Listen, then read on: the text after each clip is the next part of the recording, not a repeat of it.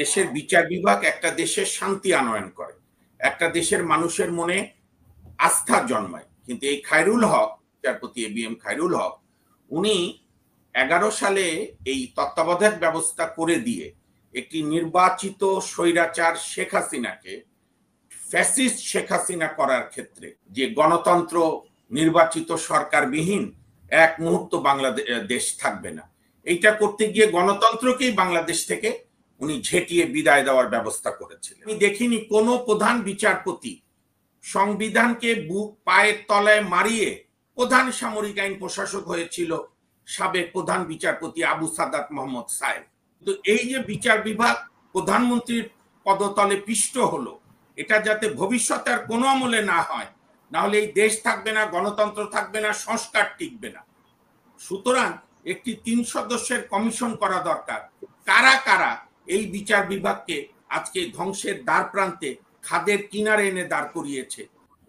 গত 11 মাসে ডক্টর ইউনূস সাহেবের শাসনামলে যে অন্তত মিডিয়াও যে এখনো আগের মতোই পরাধীন আছে, যে কারণে আপনাদের অনলাইন মিডিয়াগুলো ঠিক শেখ হাসিনার সময় যেভাবে আপনারা জনপ্রিয় হয়েছিলেন, এখনো আপনাদের জনপ্রিয়তা ধরে রেখেছেন এবং তথ্য সরবরাহ করা জনগণের কাছে, তার সঙ্গে বিশ্লেষণ তো বিভিন্ন ব্যক্তি বিভিন্ন আঙ্গিকে করবে, কিন্তু অন্তত তথ্য সরবরাহ বা তথ্য জানার যে একটি সার্বজনীন অধিকার, যেটা বিগত শেখ হাসিনার ফ্যাসিস্ট আমলেও আমাদের এখানে অনুপস্থিত ছিল এবং এখনো অনুপস্থিত। সেদিক থেকে আপনাকে এবং আপনার মতো অনলাইন সাংবাদিক ব্যক্তিত্বদের অভিনন্দন।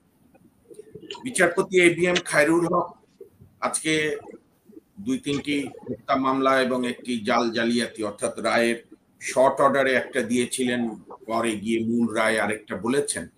এই ধরনের মামলায় তাকে সকালে গ্রেপ্তার করেছে, বিকালে অত্যন্ত সিকিউরিটির মধ্য দিয়ে আপনার ঢাকার চিফ মেট্রোপলিটন ম্যাজিস্ট্রেট আদালতে তাকে হাজির করেছে। এবং এক্ষেত্রে আমি আইন শৃঙ্খলা রক্ষাকারী বাহিনী এবং সরকারের সংশ্লিষ্ট মন্ত্রণালয়কেও ধন্যবাদ জানাবো, কারণ আমরা মাঝে মাঝে লক্ষ্য করছিলাম যে একজন ব্যক্তি গ্রেপ্তার হয়ে যাওয়ার পর কোর্টে হাজিরার সময় অনেক অনাকাঙ্ক্ষিত ঘটনা ঘটে। এবং বাংলাদেশের ইতিহাসে যেহেতু একজন এত বড় ব্যক্তিত্ব, মানে আমি পদের কথা বলছি, যে রাষ্ট্রপতির পরে প্রধানমন্ত্রী, স্পিকার, তারপরে প্রধান বিচারপতি, বা রাষ্ট্রের 3টি অঙ্গের একটি অঙ্গের প্রধান ছিলেন, তো যাতে যথাযথ আনুষ্ঠানিকতার মধ্য দিয়ে তার কার্যক্রম, তার বিচারিক, তাকে গ্রেপ্তারের পরে যে কার্যক্রম, সেটা সম্পন্ন করতে পারার জন্য আমি সরকারকে সাধুবাদ জানাতেই চাই। অন্তত অতীত অভিজ্ঞতা থেকে তারা ভুলগুলো শিক্ষা নিয়েছে, যেটুকু প্রাপ্য যা তা আমি দিতে প্রস্তুত। এখন আসেন বিচারপতি ABM খায়রুল হক। বিচারপতি ABM খায়রুল হক হচ্ছে সেই প্রধান বিচারপতি যিনি রক্তের মধ্য দিয়ে এবং বাংলাদেশের দীর্ঘদিন বিভিন্ন দলের ঐক্যবদ্ধ, একক, যৌথ সকল আন্দোলন এবং জনগণের একটা মানে অভূতপূর্ব রক্ত ধোয়া ম্যান্ডেট ছিল যে বাংলাদেশের রাজনীতিতে যেহেতু পরস্পরের বিভিন্ন রাজনৈতিক দলের প্রতি অবিশ্বাস, অশ্রদ্ধা, এবং সমস্ত রাজনৈতিক দলগুলো কম বেশি ক্ষমতা ছাড়তে চায় না, সেজন্যই বাংলাদেশের মানুষ একটা ব্যবস্থা বেছে নিয়েছিল, তত্ত্বাবধায়ক ব্যবস্থা, এবং ভালোই চলছিল 2-3টা, নানা ত্রুটি বিচ্যুতি সত্ত্বেও। কিন্তু একটা দেশের বিচার বিভাগ একটা দেশের শান্তি আনয়ন করে, একটা দেশের মানুষের মনে আস্থা জন্মায়। কিন্তু এই খায়রুল হক, বিচারপতি ABM খায়রুল হক, উনি 11 সালে এই তত্ত্বাবধায়ক ব্যবস্থা করে দিয়ে একটি নির্বাচিত স্বৈরাচার শেখ হাসিনাকে ফ্যাসিস্ট শেখ হাসিনা করার ক্ষেত্রে, এই যে এখানে মোশাররফ আহমেদ ঠাকুর ভাই আছেন, অত্যন্ত বলিষ্ঠ নেতা, আমি বলবো শুধু রাজনৈতিক ব্যক্তি না, উনি অত্যন্ত বুদ্ধিজীবী ব্যক্তিত্ব বটে, এবং সারোয়ার হোসেন ভাই তো আমার বিদগ্ধ কলিগ, এবং ওনার অনেকগুলো ক্যাপ মাথায় আছে। উনি সেনাবাহিনীরও একজন ভালো অফিসার ছিলেন, আন্তর্জাতিক আইন সহ বিভিন্ন বিষয়ে লেখাপড়া এবং আমাদের সঙ্গে প্র্যাকটিসও করেন। তো ওনার যে রায়টা ছিল খায়রুল হকের, হাস্যকর যুক্তি, যে গণতন্ত্র নির্বাচিত সরকারবিহীন এক মুহূর্ত বাংলাদেশ থাকবে না, এইটা করতে গিয়ে গণতন্ত্রকেই বাংলাদেশ থেকে উনি ঝেঁটিয়ে বিদায় দেওয়ার ব্যবস্থা করেছিলেন। এবং যে কারণেই আমাকে যদি আপনি ব্যক্তিগতভাবে জিজ্ঞেস করেন বাংলাদেশের সর্বোচ্চ সাংবিধানিক আদালতের আইনজীবী হিসাবে, আমি সাধারণত কারো গ্রেপ্তারি কখনো আতিশয্য করি না, কিন্তু এবিএম খায়রুল হকের গ্রেপ্তারে আমি মনে করেছি যে এটি আরো আগে হওয়ার দরকার ছিল। হ্যাঁ, এটা ঠিক যে একজন বিচারপতি রায় দেওয়ার জন্য তাকে গ্রেপ্তার করতে হবে সেটা না, কিন্তু তার যে কর্মকাণ্ড এবং তার কৃতকর্মের কারণেই বাংলাদেশের যে একটি ফ্যাসিবাদী ব্যবস্থার উন্মেষ ঘটেছিল সেটার জন্য উনি, এবং আমি তো শুধু ওনার কথা বলবো না, কারণ এখানে সবাই আমরা জানি উনি তো একা জাজমেন্ট দেননি। ওই সময় বিচারপতি এবিএম খায়রুল হক, বিচারপতি এস.কে. সিনহা, বিচারপতি সৈয়দ মাহমুদ হোসেন যিনি পরে প্রধান বিচারপতি হয়েছিলেন, এবং তার সেই কুখ্যাত বক্তৃতা যে প্রধান বিচারপতির ফেলিসিটেশনের জবাবে যে নির্বাহী বিভাগ, বিচার বিভাগ, আইন বিভাগ এক সূত্রে চলতে হবে তাহলেই দেশের উন্নতি হবে, যেন উনি চিফ জাস্টিস হননি, উনি চিফ ইঞ্জিনিয়ার ফ্যাসিলিটিস বা রোডসের বা হাইওয়েজ ডিপার্টমেন্টে। কারণ আমি সবসময় বলি, আমি আমার বিভিন্ন পত্রিকায় লেখালেখিও আমি বলেছি যে এক্সিকিউটিভ বা নির্বাহী সরকার বিভাগের সঙ্গে বিচার বিভাগের সবসময় একটা ইন্টেলেকচুয়াল টেনশন থাকবে। অর্থাৎ বিচার বিভাগও দেখবে যে নির্বাহী বিভাগ ঠিকমতো দেশ চালাচ্ছে কিনা এবং তারা জুডিশিয়াল রিভিউ করবে, আর নির্বাহী বিভাগও একটা টেনশনে থাকবে যে আমি আমার খেয়াল খুশি মতো রাষ্ট্র চালাতে পারবো না, বিচার বিভাগ বলে একটা প্রতিষ্ঠান আছে। এইটা বাংলাদেশে অনেকদিন ধরে অনুপস্থিত। এটা শুধু ফ্যাসিস্ট শেখ হাসিনার আমলে না, এটা আমাদের প্রধান বিচারপতিদের ইতিহাসটা আমি 1-2 মিনিটে শেষ করি। আমাদের একজন প্রধান বিচারপতি ছিলেন আবু সাদাত মোহাম্মদ সায়েম। আপনি বাংলা, আমি আমার যা অভিজ্ঞতায় 28 বছর ধরে সর্বোচ্চ আদালতে প্র্যাকটিস করি, আমি এই উপমহাদেশ বা অন্যান্য দেশেও যারা ইতিহাসগুলো দেখেছি, আমি দেখিনি কোনো প্রধান বিচারপতি সংবিধানকে বুক পায়ের তলায় মারিয়ে প্রধান সামরিক আইন প্রশাসক হয়েছিল সাবেক প্রধান বিচারপতি আবু সাদাত মোহাম্মদ সায়েম। এরপরে প্রধান বিচারপতি কেমাল উদ্দিন হোসেন, পরে আমাদেরও বিভিন্ন অনুষ্ঠানে আসতেন, আমরাও আনতাম তাকে, গণতন্ত্রের সবক দিতেন জাতিকে, কিন্তু উনি ওনার একাধিক রায় সরকারের ভয় হোক যে কোনো কারণে হোক বলেছিল মার্শাল ল আইনে আমরা ঢুকবো না। আবার তারপরেরও বিচারপতি, হ্যাঁ একজন দুজন ব্যতিক্রম ছিল না তা নয়, যেমন জাস্টিস শাহাবুদ্দিন আহমেদ, জাতি তো প্রথম তার কাছ থেকেই, স্বাধীনতা হওয়ার 20 বছর পর 91 সালেই জাতি প্রথম যে একটি ভালো নির্বাচন পেল, যে নির্বাচনের মাধ্যমে গণতান্ত্রিক ভাবে প্রতিদ্বন্দ্বিতা করে বেগম জিয়া প্রথমবারের মতো প্রধানমন্ত্রী হলেন, সেই নির্বাচন হয়েছিল বিচারপতি শাহাবুদ্দিন সাহেবের আমলে, ওনার তত্ত্বাবধানে এবং ওনার নেতৃত্বের অস্থায়ী সরকার 3 মাসের মধ্যে এরশাদের পতনের পর।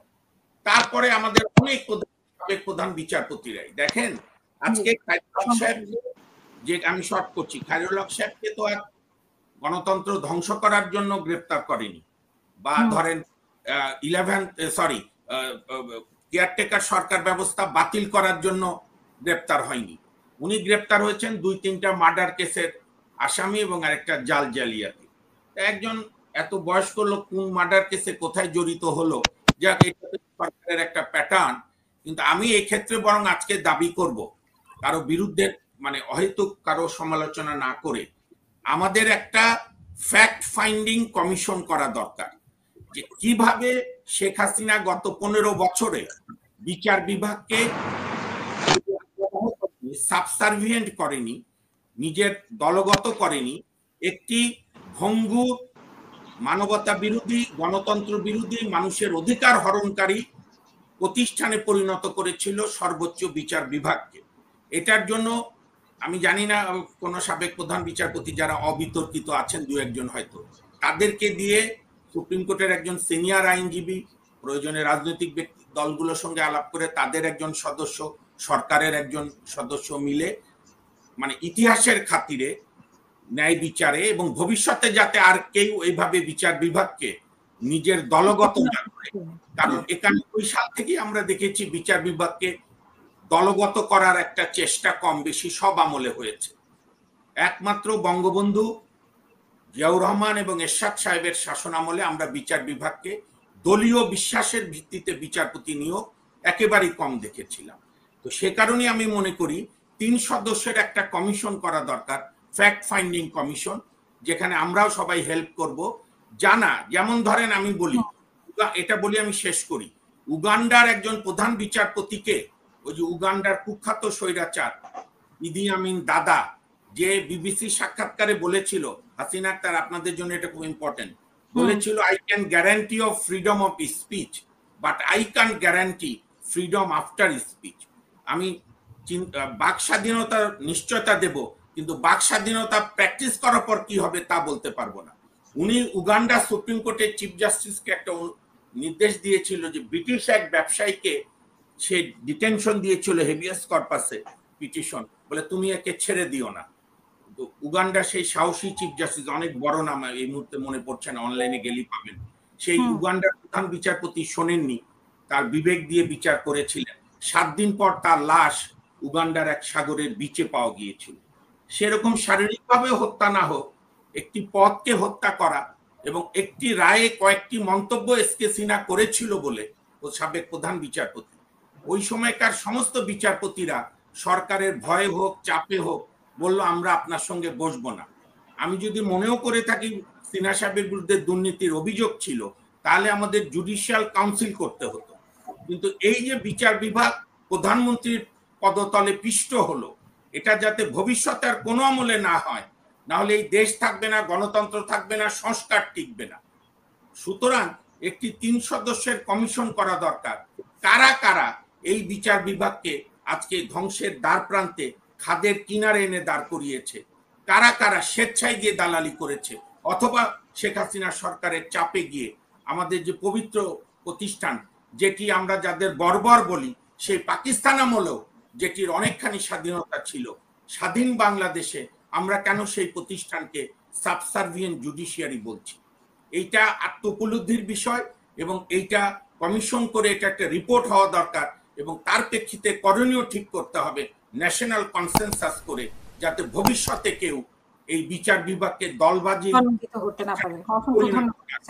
তাহলে গ্রেপ্তার হয়তো হবে, কিন্তু বিচার বিভাগের কোনো পরিবর্তন হবে না।